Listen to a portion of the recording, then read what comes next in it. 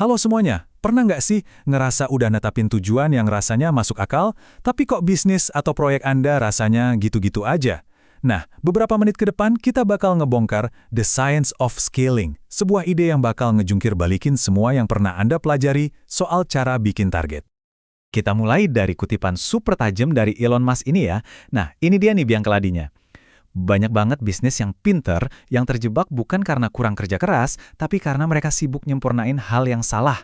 Sesuatu yang dari awal harusnya nggak usah ada. Jadi, apa sih kesalahan fatal yang hampir semua bisnis lakuin?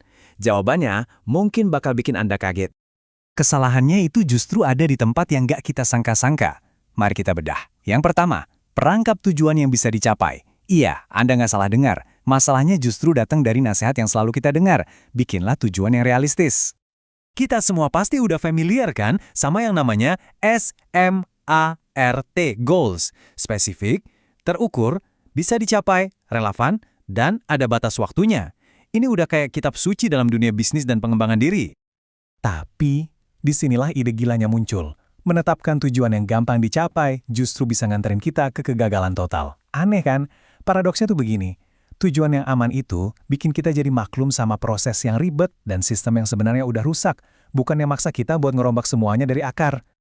Oke, kalau tujuannya masuk akal itu jebakan, terus gimana dong? Nah, disinilah kita butuh perubahan cara pikir yang total. Kita harus berani ngebidik sesuatu yang rasanya mustahil. Sesuatu yang kalau dipikirin sekarang, kayaknya nggak mungkin banget buat digapai. Jadi, apa sih sebenarnya tujuan mustahil itu? Gampangnya gini. Ini adalah target yang kelihatannya mustahil dengan semua kemampuan dan sumber daya yang kita punya saat ini. Tujuannya bukan buat dikejar besok pagi, tapi buat maksa kita mikir ulang dari nol. Coba ingat waktu JFK pasang target mendarat di bulan.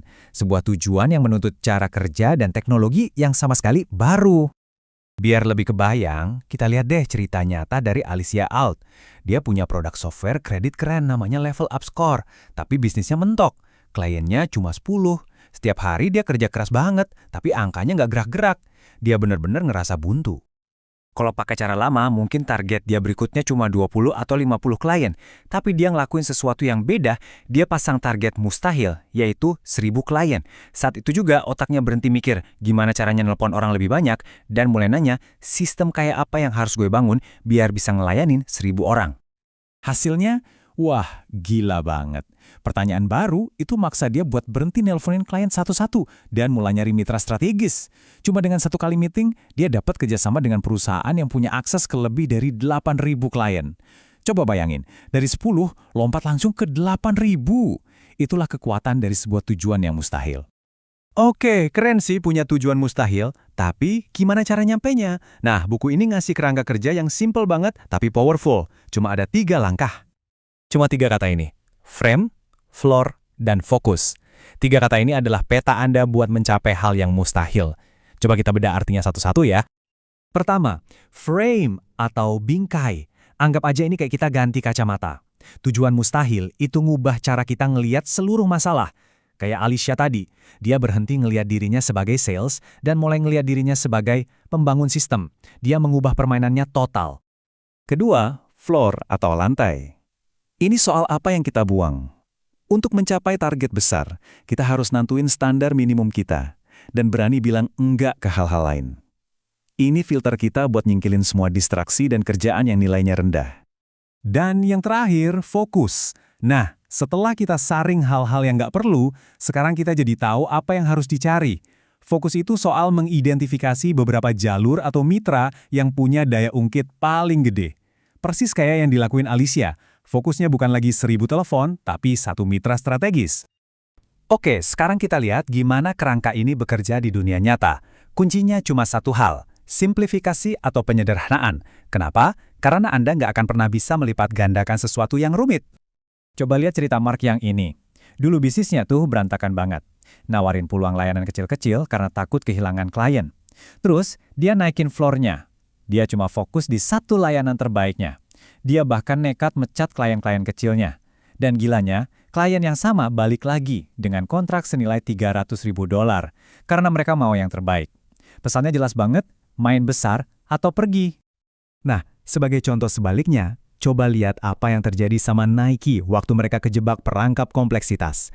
Mereka sibuk ngejar tren kayak metaverse dan kripto, sampai lupa sama distributor utama dan inovasi produk inti mereka.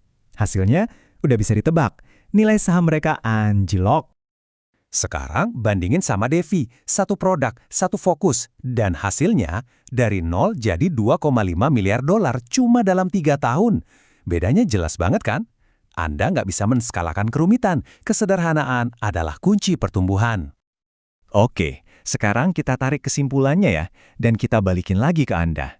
Gimana caranya Anda bisa pakai ini semua buat mengubah arah pertumbuhan Anda sendiri? Jadi, poin utamanya adalah ini. Kualitas tujuan Anda itu yang nentuin kualitas proses Anda.